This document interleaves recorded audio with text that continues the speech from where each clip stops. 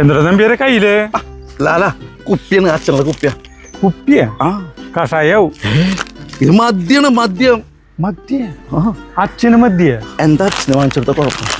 ഞാനേ ആഴ്ചയിൽ ഒരു കുപ്പി അച്ഛന് വാങ്ങിച്ചു. എല്ലാ ദിവസവും രാത്രി 2 മേടിച്ചു ആൾ സുഖമായിട്ട് കിടന്നു. എന്നാലും അച്ഛന്മാർക്ക് മദ്യം വാങ്ങിച്ചു കൊടുക്കാൻ അപ്പൊ അവരുടെ ആരോഗ്യം തേങ്ങയാണ്. ഈ 80 ദിവസം കഴിഞ്ഞ ആളെ ഉപ്പിലിട്ട് വയ്ക്കാൻ പോകാന്.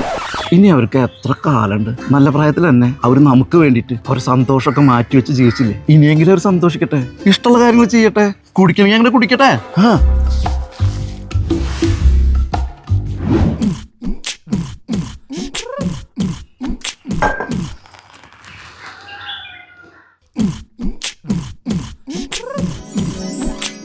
അച്ഛൻ എന്നോട് ക്ഷമിക്കണം.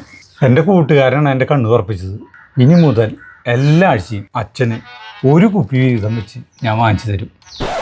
നമുക്ക് ഒരുമിച്ചിരുന്നടിക്കുക അച്ഛാ. അച്ഛന് കമ്പനി തരാൻ ഞാൻ ഉണ്ട്, ഈ മോനുണ്ട്. ഞാൻ ഗ്ലാസ് വെള്ളം എടുത്തിട്ട് വരാം. നീ പൊന്നപ്പനല്ലടാ, തങ്കപ്പൻ. ഇതിന്റെ ആവശ്യമുണ്ടോ ചേട്ടാ? എന്താ കുഴപ്പം? നമ്പ്യാര് പറഞ്ഞപ്പോഴാണ് ഞാൻ ആലോചിക്കുന്നത്. ഇത്രയും പ്രായോഗികയില്ല അച്ഛന്. ഇനിയൊക്കെ നമ്മൾ അച്ഛന് കൊടുക്കാണ്ടിരിക്കുന്നത് എന്തിനാ? എന്തിട്ടെങ്കിലും ചെയ്, അല്ലെങ്കിൽ ഞാൻ പറയണ എന്നോട് ഒരു വാല്യൂ ഇല്ലല്ലോ. സുമേ 2 ഓംലെറ്റ്.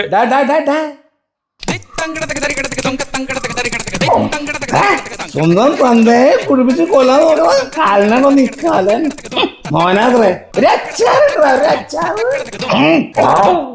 എന്തൊട്ട് പാട്ട് സാധനം എന്തൊട്ടാ നോക്കണ മത്തക്കണ നീ. നിന്റെ തള്ള ചാവണ വരെ അതിനെ കൊണ്ടായിരുന്നു കുഴപ്പം. നിന്നെ കൊണ്ടായിരുന്നു കുഴപ്പം. നിന്നെ കൊണ്ട് നിന്റെ അമ്മയുടെ അച്ചാറ്. അമ്മേനെ പറഞ്ഞില്ലേ?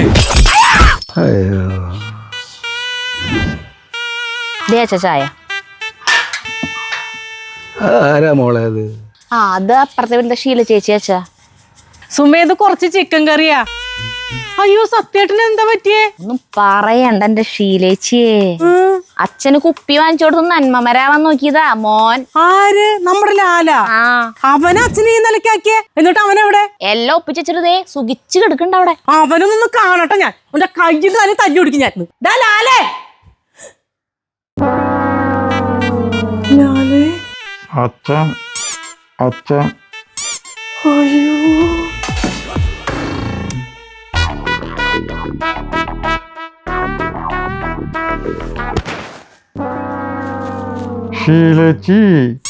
ശീലേച്ചി എന്താ മോനെ? എങ്ങനെ കണ്ടു വെച്ചിട്ടുണ്ടെങ്കിൽ ഇങ്ങോട്ട് വരാൻ പറഞ്ഞോളൂട്ടാ.